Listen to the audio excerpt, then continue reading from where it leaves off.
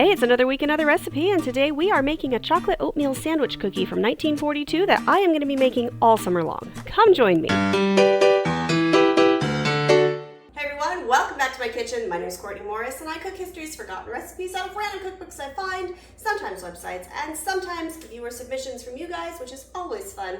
Today we are going to do something that I think could be a fun little picnic dessert treat from the 1940s. I can't wait to see if this turns out. If you're new here, thank you for showing up. If you like this video, please give it a like, and I hope you consider joining the community. And if you're coming back for more, hello again. Thank you for your support. As always, drop me a comment. Let me know I was not here in my kitchen alone, and let's get going. All right, so today we are headed back to the 40s, early wartime. I decided to pick up my Victory cookbook from Marguerite Patton again. It's been a while since I perused through this. I feel like I've had so many other new cookbooks come through that this one's kind of gotten put on the shelf for a little bit. So we're gonna make some Gypsy creams today, and I don't know why they're called Gypsy creams. I really don't know, and I did not take the time to find out. I probably will on some break when I'm cooking this. I can Google it and maybe tell you, but as of right now, it's just a recipe in the cookbook that sounds delicious. It's a sandwich cookie, and it seems almost to the point of not necessarily healthy, but not super sweet. Keep in mind, this is a British recipe under World War II rationing system, which means there's not a whole lot of fluff to these recipes. This is a kind of a something out of nothing, but more of a, I used some points for this, but it sounds really good, so we're gonna try it. Also, if you happen to hear something in the background, it's Star Wars. That's how I got my family to stay out of the kitchen today. All right, so this recipe calls for oats, flour, sugar, baking soda, margarine, lard, corn syrup, and water. And as usual, if you're familiar with my channel, I kind of like making half batches of these things, just because if it doesn't turn out or it's gross, I don't feel like I'm wasting that much ingredients. I hate wasting food. It's just a pet peeve of mine of just, I don't like it. So we're gonna make a half batch, so just know whatever turns out, it would have been doubled had you made the full batch. So mix the dry ingredients. So that would be my, in this case, 1 cup of oats and a half a cup of just plain flour. Mix that together. Then we melt the fat, which is 2 ounces of margarine, 2 ounces of lard, syrup, and water all together without boiling.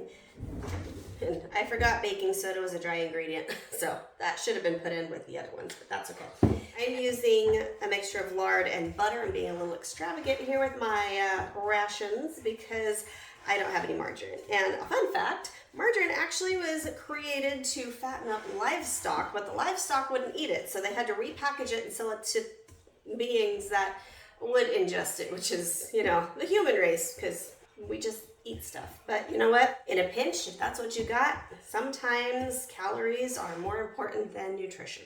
And of course, I forgot the 1/4 cup of sugar as well, so apparently I need a little more caffeine today. It's a little on the dry side of a cookie dough. Like, it's sticky, but because of the oats, it's kind of falls apart a little. But when you mush it together to make, you know, a ball, it does make a cookie dough ball. Doesn't seem like there's going to be much flavor, but I have to make them the size of hazelnuts, and hazelnuts are like teeny tiny, so I don't know. I might be big. I might be just a gigantic hazelnut, but I'm just going to run with that. These might be, oh man, if these work out, and these are like the little sandwich cookies, these are going to be so cute and like bite size. I love bite size stuff. Overall, this is a pretty easy batter to make. It's very simple, very simple. Putting these into a ball is proving a little more difficult. It's not so much difficult, it's just, it sticks to your hands a little bit. So once you get it into a ball, sometimes it just opens back up into your hand. And because these are sandwich cookies, it does say to flatten slightly. I'm not sure what slightly means, but to me, it means kind of flat if I'm supposed to be sandwiching these. They're kind of cute. They're a little thick. It reminds me of one of those Nature Valley granola bars, like that kind of consistency, like maybe before they're baked. And try and round these out the best I can. Like, I don't want to I want to flatten them.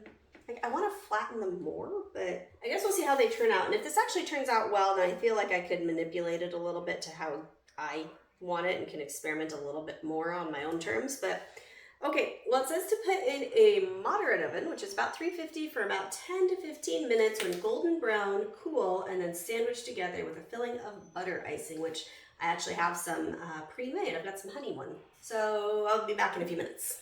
Okay, these are nice and golden on top. They took 10 minutes. They didn't spread out too much, so I think next time I do this, I am gonna mush them flatter because they seem a little thick for a sandwich cookie, but if they taste good, I'm not gonna complain because it's a sandwich cookie. Okay, so these are cooled off and they're basically smelling like just your basic oatmeal cookie. Like really, that's what it smells like. It's just your very basic oatmeal cookie recipe. They smell really good. And I'm gonna fill them, make my sandwich cookie. I had some chocolate buttercream that I had made a while ago. So let's see how this goes. First, let's see. Let me make sure I've got even amount of sandwiches here. I have to taste test one. I'll take the ugliest one to taste. I'm gonna try it by itself here.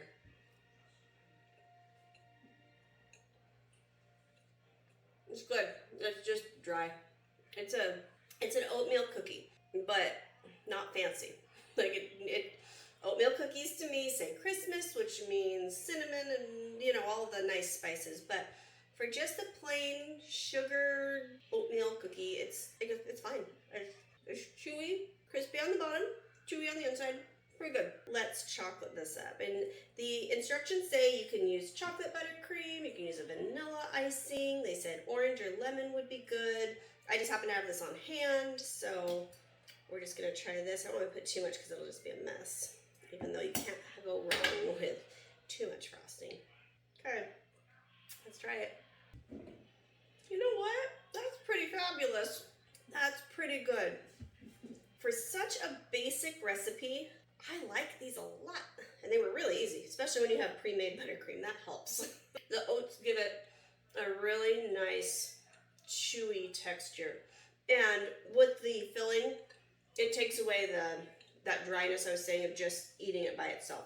Because it doesn't have any molasses or brown sugar, there's not a lot to help the moisture content, but the buttercream, there's no problem, no issues whatsoever. I highly recommend chocolate in this. This is good. On the old recipe scale and the vintage something out of nothing wartime ration scale, 10 out of 10. I love it. I love it. These are really good. All right, when I make these again, I'm gonna be making these all summer. I really think my kids are gonna love these. So, thank you so much for joining me. If you are still here, I really appreciate it. I'm gonna put this down because I was gonna eat it and I started talking and I'm just gonna fling it somewhere here in a minute. So, my utmost thanks for you guys being here with me in my kitchen today. I hope you enjoyed the recipe. It was a short one, but my goodness, sometimes those short ones yield the best recipes. And if you haven't already, hit the subscribe button, join the community. I would love to see you here. Drop me a comment. I love speaking with you guys. And let me know if you try these. I really like these. And I think you could doctor them up a little bit with some cinnamon or, you know, whatever you want to do. And if you'd like to spend more time with me in my kitchen, go ahead and click here. This one was a great recipe too that I kind of want to make again really soon. It's a wonderful summer potlucky, picnicky recipe also, and it's divine. All right, thanks for joining me, and I will see you next time.